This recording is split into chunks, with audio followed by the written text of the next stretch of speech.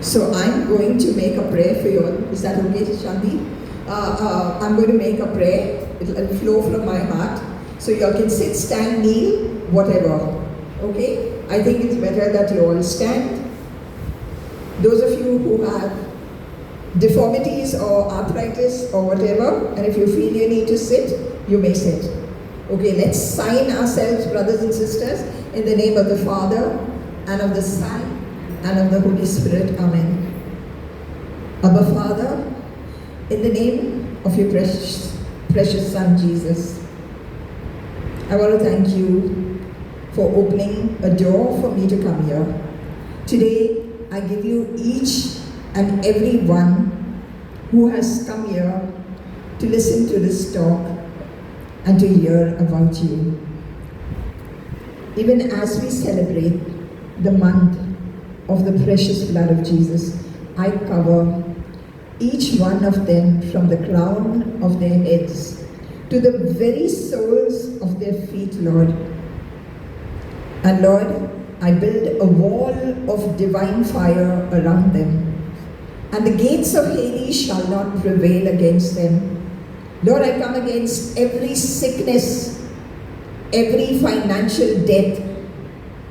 As I pray, Lord Jesus, there are several here who are struggling in debt and struggling with finances.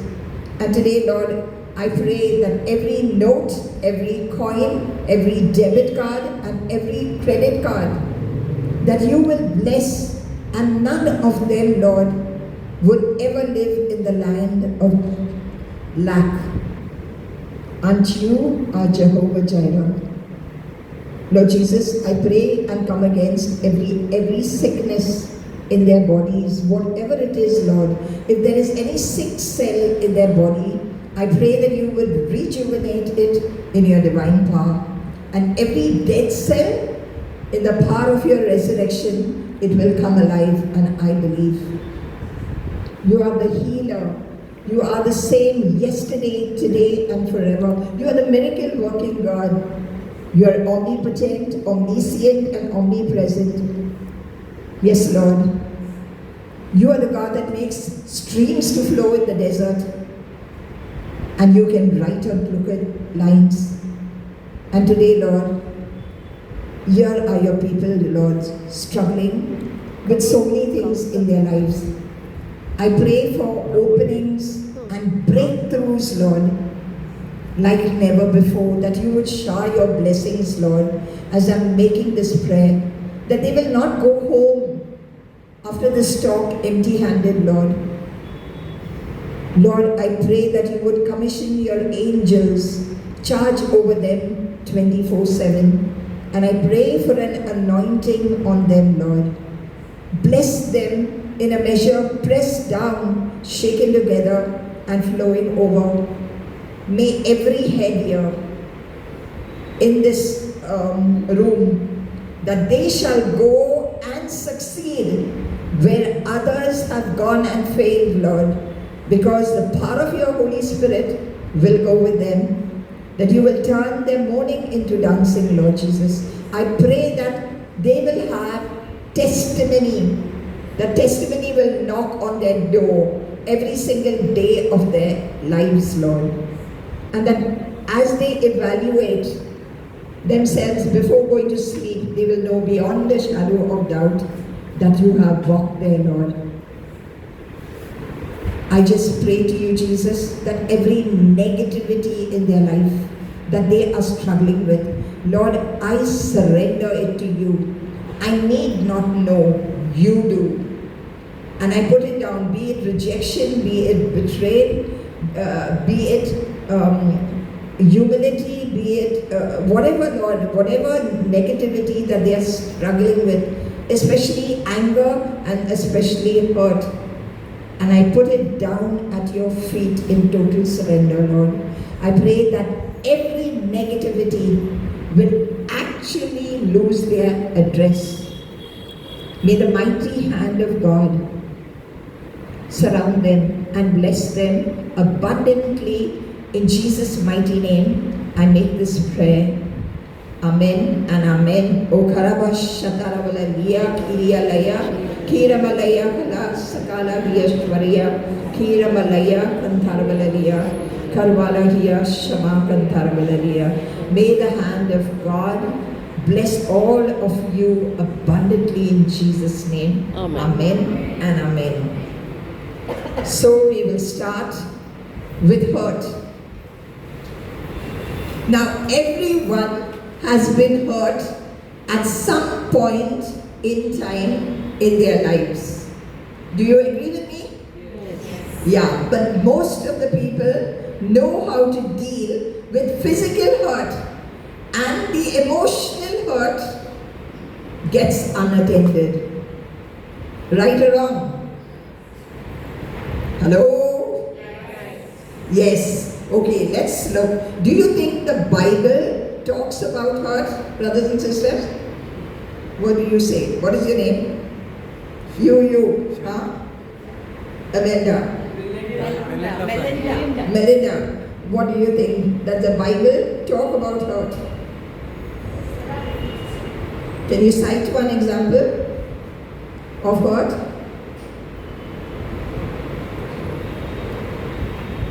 Okay. Anybody else? Sorry?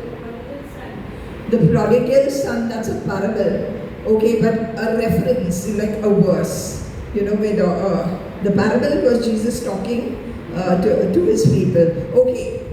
Now the Bible says it is inevitable. Offense and hurt must come. And Jesus warns of offenses and hurt in Luke 17:1.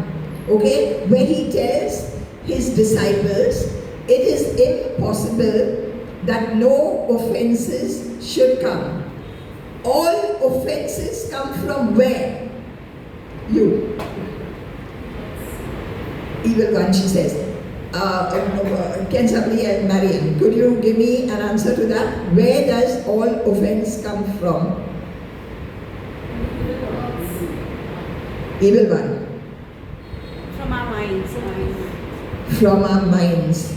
So, how many people agree that it's coming from the evil one? Can be from the heart also. Okay, how many people agree? Put your hands up.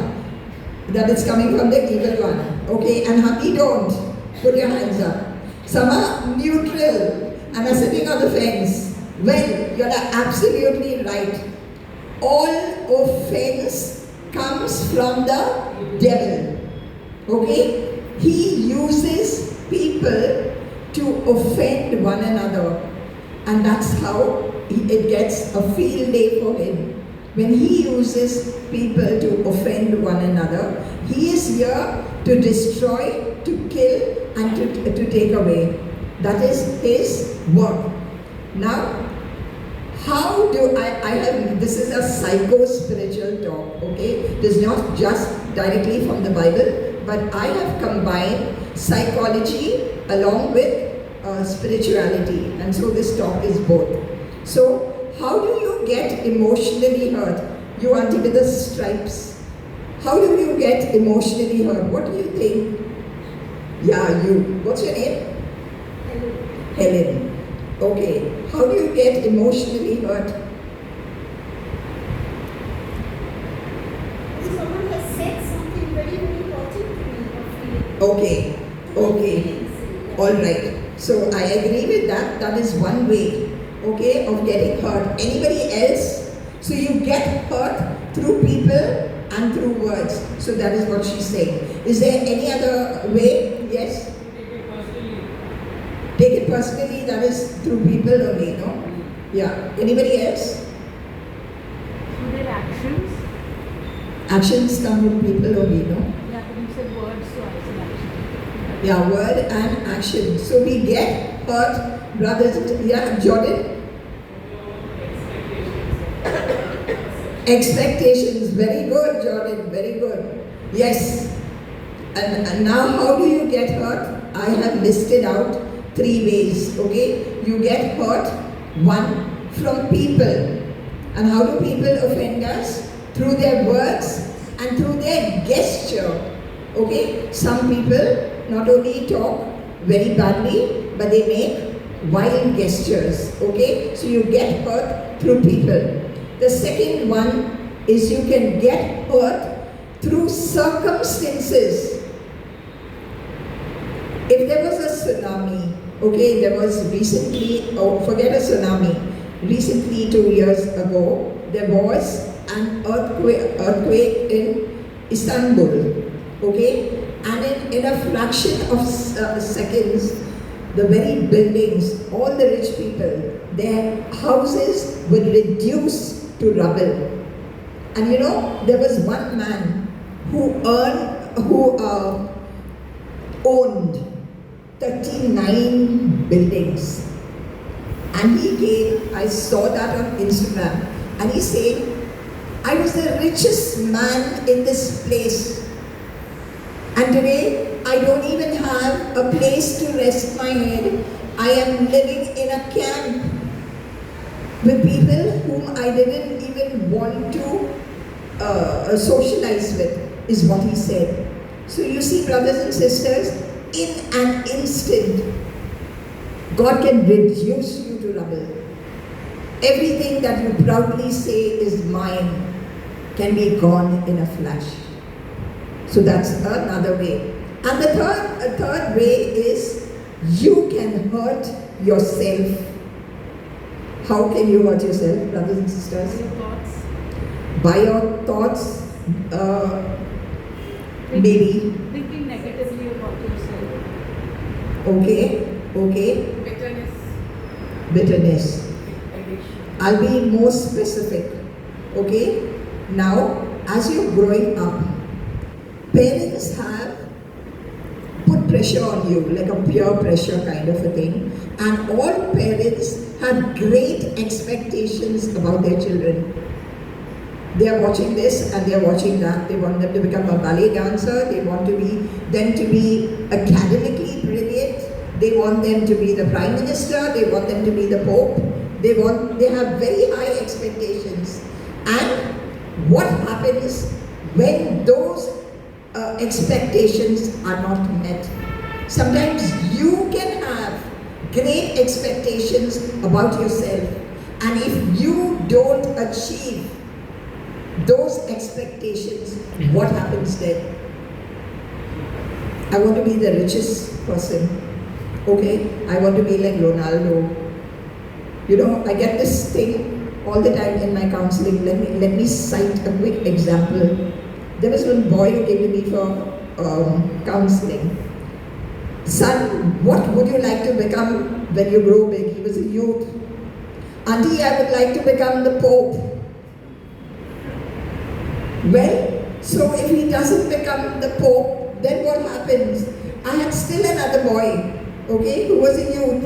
He said, Auntie, I would like to become the Prime Minister. I can do much better than Modi does. Well, this is reality. And then, if he doesn't become Prime Minister, then what? Then you get into depression, disappointment, hurt, and you fail. Now, so these are unrealistic expectations from oneself. So have you understood this? How we get emotionally hurt? By the 3 examples I cited? Yes. Now let's go to the next question. Which are the areas that are affected by emotional hurt? Which are the areas? Come on, tell me. You in the black and white stripe. What's your name? Cyril. So, which are the areas do you think that are affected when you're hurt? No? Okay, someone said mind. 1, yes, your mind. Anything else?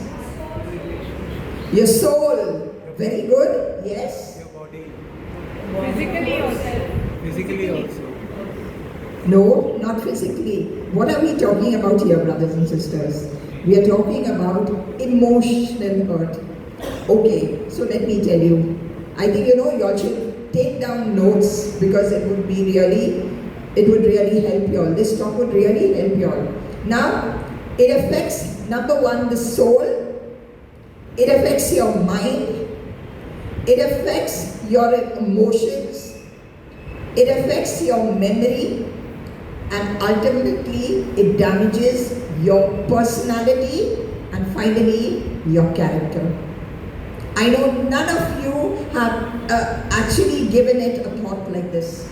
If you are hurt, what is happening inside of you, brothers and sisters?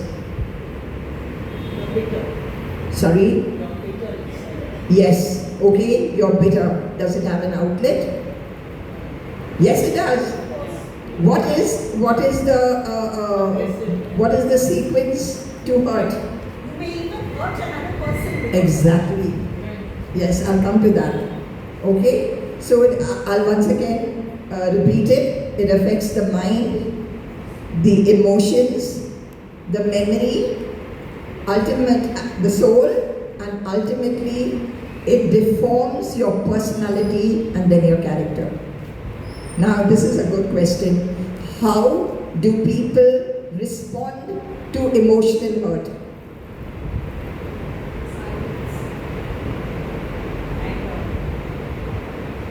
Anger, but how do they deal with hurt? Okay, anger could be one of them.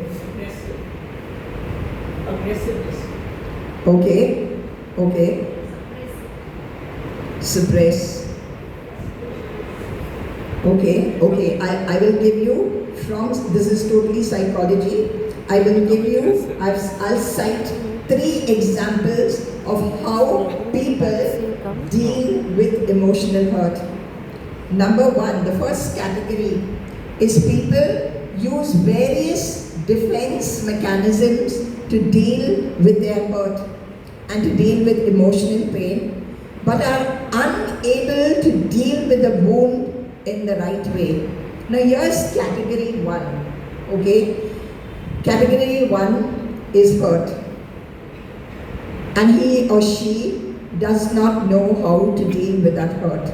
So it may be serious hurt, it may be something small, but whatever it is, sometimes the hurt, like molestation or rape or anything of a serious matter, would you go and tell everybody? No. So you will keep it to yourself, right? And just because something bad happened to you, would it discourage you from going to work or anything like that? Or would life carry on?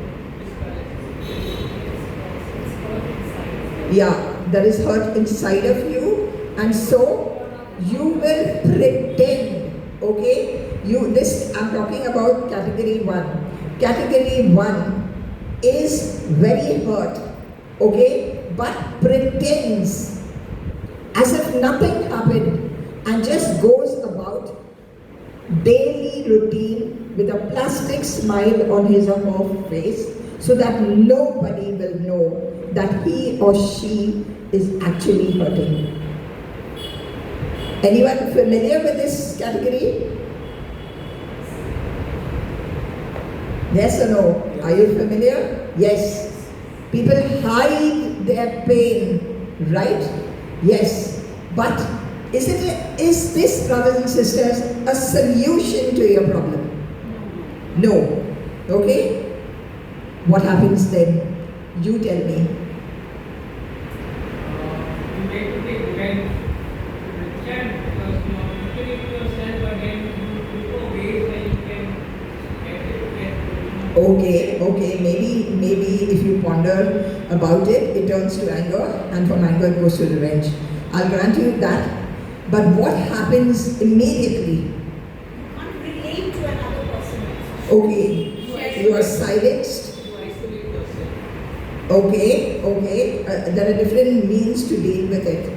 Sharing it with someone. Sharing it, no. Sometimes the pain is so deep that you don't trust another person with something that maybe somebody has violated your body or something that has happened in your house. Maybe you had an alcoholic father or a drug addict as a husband or something like that. Then you don't want to tell all and sundry your personal problems. So what do?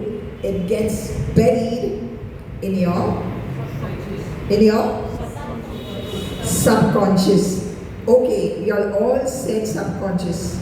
Do you know, brothers and sisters, this part is your conscious. Do you know that your conscious level is 10% and the other 90% is your subconscious, semi-conscious, unconscious.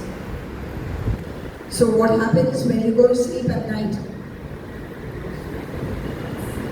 All the drama, all the trauma that you have gone through during the day, the previous days, or even if you have pushed down into your subconscious or semi-conscious, any incident not dealt with, it is sitting pretty over there. And then you know what happens? In the night when you are sleeping, everything rises to the now conscious level, which is in your sleep. And then what happens? Disturbed sleep, nightmares. So brothers and sisters, this is the way to learn it. You get nightmares due to something that is in your subconscious or semi-conscious that is not dealt with. What about panic attacks? This is the answer, brothers and sisters, to panic attacks. When you do not deal with any emotional hurt or pain that you have digested right from the time that you can remember, it is sitting pretty over there in your conscious, in your subconscious. It will come up during your dreams in the night. And brothers and sisters, let me tell you this. Emotional hurt is far greater than physical hurt. Physical hurt, you'll run to your physician. Emotional hurt, which physician are you running to? So, all of you are hurt, we have agreed. So what are you all doing? Sitting pretty with all your hurt. Okay, now we go deeper. Category number 2. Category number 2 is also hurt. And maybe a friend or a mother or a father or a boyfriend has hurt her. And she does not know how to deal with it. So you know, if it is a girl or a lady, what will the lady do if she's hurt? Cry. Yes. And she cried buckets. Right? All the ladies here, they'll cry and cry and cry till they are exhausted. Okay? And what do all the macho men do? Do they cry, brothers and sisters? No. See, and I'm having miles of smiles. And that is why we have a higher rate of heart attacks. Because it's all bottled up here inside of you and it has had no outlet. So what is happening inside of you? When emotional hurt is not dealt with, it is rotting inside of you. And what does it lead to? Anger, one of them, is a physical. Everybody has some kind of anger. Do you know that we have in psychology 3 types of anger? Expressed anger. When you come out, when you hear somebody who is cursing, somebody who is giving foul language by words and by deed, which is actions. That is called expressed anger. What is suppressed anger, brothers and sisters? This is very important that you should know. What is suppressed anger? No, it's not depression. It's not depression. Suppressed anger is, I'll cite an example to clarify. Just suppose you are at work and your boss has given you a project. Okay, so you have gone and you put your heart and soul into that project. And then you come up and you're very happy to show your boss the project. And then he says, what rubbish have you done? This is not what I expected at all. Go and redo it. So your emotions get crumpled. Now, brothers and sisters, we can do our best. We cannot do better than our best. Right? So, if your emotions are crumpled when your boss does not even understand that you have taken a lot of trouble. And sometimes, brothers and sisters, he shouts at you in front of everybody, right? And that humiliation stays down within you. You go back and redo it. But with your emotions crumpled, how can you do your best without motivation and under severe criticism? Okay, so now I'm talking about this category. So this category feels, why did he say that? If I had said something, would it have changed? So, like a record that is broken, it goes round and round and round the mulberry bush. Thinking and thinking and thinking about it, revisiting the site of your hurt. And then what happens when you constantly revisit the site of your hurt? It freshens the wound. It freshens the wound. It reopens it. Reopens the wound. And then what happens? When a wound is reopened, there will come a time, brothers and sisters, when your emotions cannot take that, because you're visiting that site, everything, and you cannot come up with the answers that you want. So it translates and goes from your emotions onto your what? Action. Not subconscious, no. It goes into your physical. But which area of your physical? Action. Action. No. No. It goes to your nerves. Immediately from your emotions, it travels to your nerves.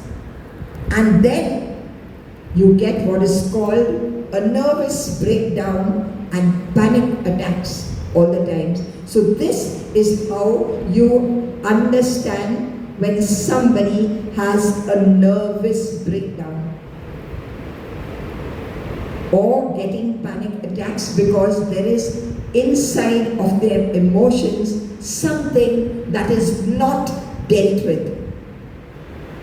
Okay, now category number 3. Category number 3 is also hurt.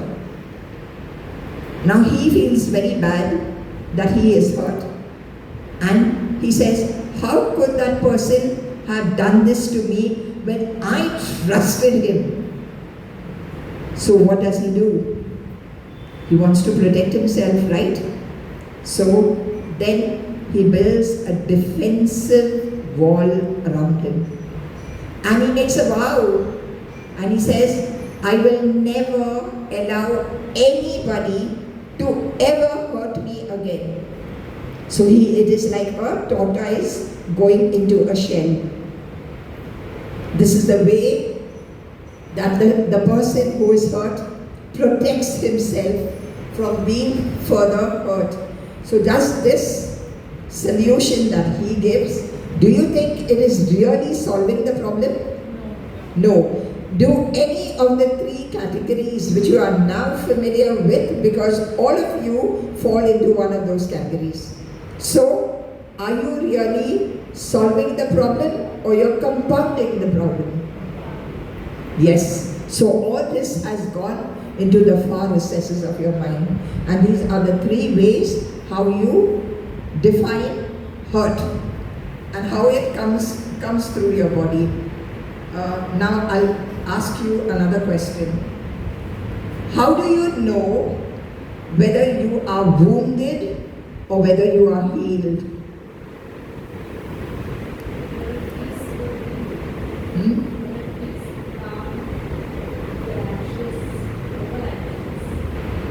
Okay, so those are symptoms of emotional hurt. You're not at peace, right? But then all of us are, all of us are hurt, right? So all of us are in pieces, not in PEACE. And here we go, praise the Lord, right? But we have not dealt with the emotional hurt that is crippling our emotions. And do you really think, brothers and sisters, that God wants us to be crippled in our emotions? No, He doesn't. So how do you know whether you're wounded or you're healed? Now I will cite a physical example. Brothers and sisters, if you had a wound on your leg or on your hand, okay, let's say that wound is really deep, what would you do?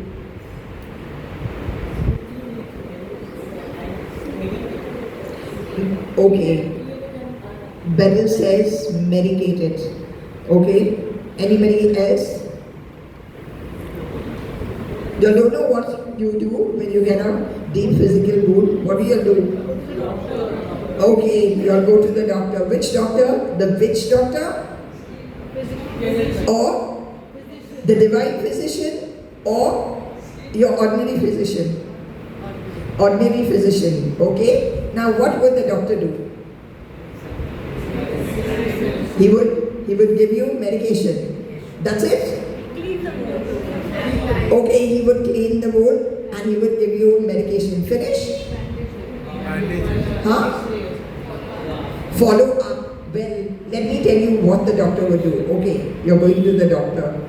He will examine your wound and he will clean your wound with antiseptic. Okay, then he will give you local application, right? And then he will give you antibiotics. If he feels that the wound is infected, he will give you an anti-tetanus injection, right? And then he will bandage up your wound and he will tell you, here are the antibiotics that you've got to take. And you go home. And is it over? No. You'll have to come for follow-up and you'll have to take oral medication and local application, and you'll have to go back and he will tell you whether your wound is healing or not. Now, how do you know whether that physical wound is healed or not? The scab forms. Yes. A sign of healing that a wound is being healed is that a scab forms on the wound. Now, if you tap that wound or you tap the scab, if it gives you pain, it means you are not healed. But if it doesn't give you pain, it means that you are healed or that it is on its way to healing. Right? So, we take so much of trouble if we get a wound, making sure that it does not get infected. So brothers and sisters, what are we doing about the emotional wounds sitting pretty inside of you and rotting? Do you know it leads to anger? Let's look at a deeper way.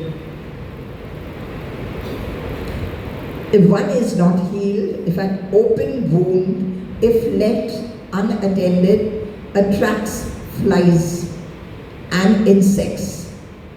In the same way, an emotional wound is dangerous as it attracts other things like unforgiveness, resentfulness, a desire for revenge, extreme hatred, etc.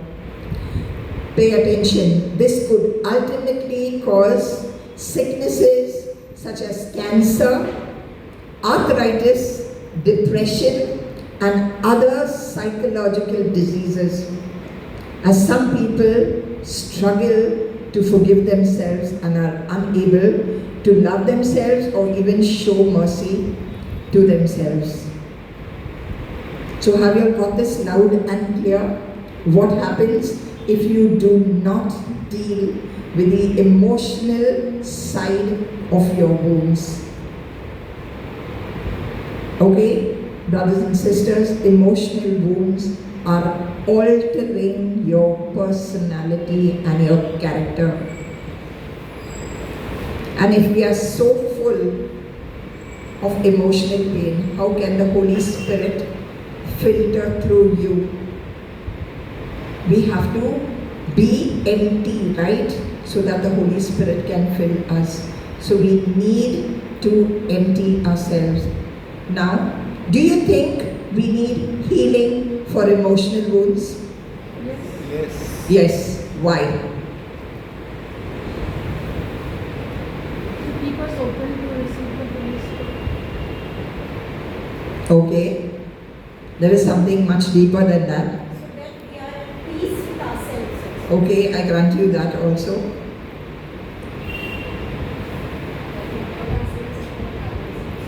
Let me tell you this, pay attention. All of us are wounded? Yes? Yes. Wounded people wound others, hurt people hurt others. Yes or no? Yes. Well, this is the answer, brothers and sisters, as to why. You do not even know you're so wounded inside of you that you will come across and hurt somebody who doesn't even understand why you are behaving the way you do. Okay, how can we be healed from emotional wounds? By forgiving that person. Yes. Forgiveness, brothers and sisters, is not an option. It is a command from God. And the only way to deal with emotional hurt is through forgiveness. And how do you forgive?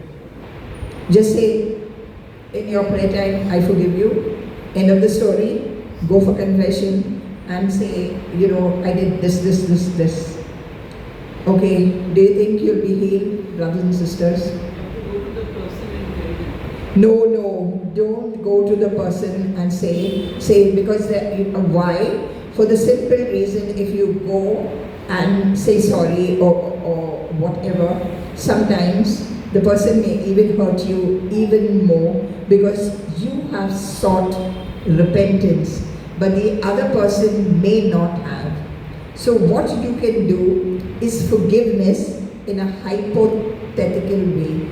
In a healing, we have an exercise where you are the victim and this is the person who has hurt you. Now whatever has happened to you, however the person has hurt you, it's the two-chair therapy. On one chair A, you will be the person who is the victim and the other person B is the person who hurt you. Now A is you. You look at B and say, hypothetically, not in front of that person. You say, you did this to me, and whatever is in your chest, bring it out through your mouth. Whatever you want to say, you have to do it in the silence of your rooms. Bring it out and say, this is this you did to me, and it has crippled me for years and I couldn't move on. Okay, now you imagine what that person is going to say to you. Okay, so now you imagine that the person is saying, I am sorry. And then what you do, say, you hurt me, but I make a decision to forgive you. And verbally or vocally say this, in the name of Jesus, I forgive you so and so. Okay? And then that's not over. Then you make a prayer for that person. Okay? Now, this forgiveness therapy which I just cited to you just now, it is not a one-time forgiveness. You got to do it over and over and over again till you can revisit the site of that hurt and feel no pain. When you feel no pain, when you revisit the site of your hurt, then you know that you are healed from that particular incident. And now these incidents, brothers and sisters, can come from the time you were 3 years old, for as long as you remember. You will have got a lot of things when you were in your mother's womb. Many a time you will observe, you will notice, I have got so many of the negative traits that my mother has, that my father has. Does it sound familiar to you? How? Because when your mother carried you for 9 months in her womb, she received hurt. Okay? And how does it pass on? Do you know, brothers and sisters? From the umbilical cord, it passes down and it goes into the fetus and it sits pretty over there like a fixed deposit till the child is 13 to 19 years of age. This is the teenage stage of the child, and it is the adolescence time of the child. And then when the child does not know why he or she is behaving the way he does, it is because it is picked up from the mother's womb. So that is that. Now let's cite some examples. Okay? One example from the Bible is Jesus himself. Brothers and sisters, was Jesus hurt? All of you? Bitterly beaten, scourged, put a crown of thorns, nailed and crucified. Okay? His own disciple betrayed him, 2 of them. One was Judas and one was Peter. Now here's something important that I need to tell you all. Do you think, brothers and sisters, Judas was repentant? No. Before he died? No. I can hear some say no and some say yes. He was only remorseful. Huh? He only was filled with remorse. What? He was filled with remorse. Yeah, he was filled with remorse.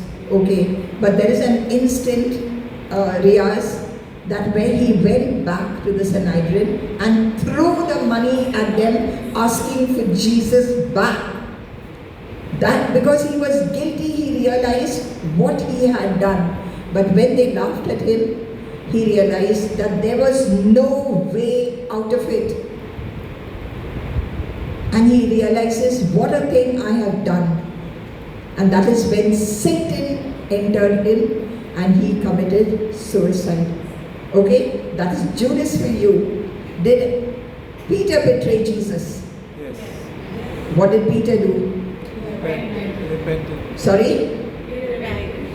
He repented. He went back to Jesus and said he was sorry. And Jesus forgave him, and Peter became the first pope. So this is what repentance does. You go from pieces to P-E-A-C-E. Okay, so one example from the Bible is the Lord himself. And yet Jesus forgave them from the cross. Now, if Jesus can forgive so readily, why can't we? Yes. Brothers and sisters, there's no way out of it. Forgiveness is the only remedy you have. There is no medication over the counter that can heal anybody of emotional wounds. You may go to a psychiatrist, you may go to a psychologist, and what do? They treat your symptoms. They are not treating the root cause of your problems. Why? So that you have to come back to them and they'll make a buck from you. And it's a lot of money.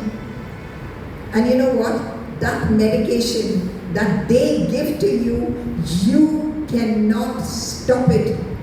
You have to take that medication right through your life. And let me tell you, when you are on medication, after a period of time, your body gets accustomed to that medication. Over a period of time, you require a higher dose, and higher and higher and higher. And do you know what that medicine does? It makes the person sleepy the whole day. So the person is actually hiding in his sleep and not addressing the problems that are inside of them. And this is how the pharmaceutical and the medical industry makes a quick buck.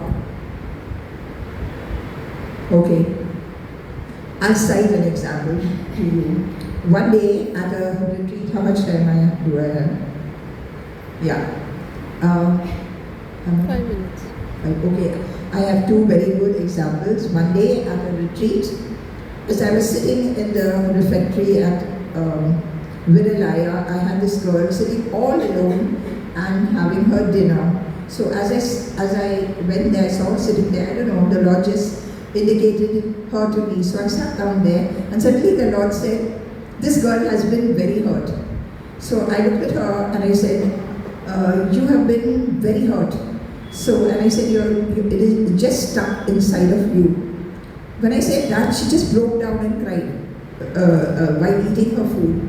So I said, hey, I'm really sorry, I have upset you, but you finish your dinner and you can share what you want with me. So okay, we both finished our dinner and she was walking and she said that she had lost her mother and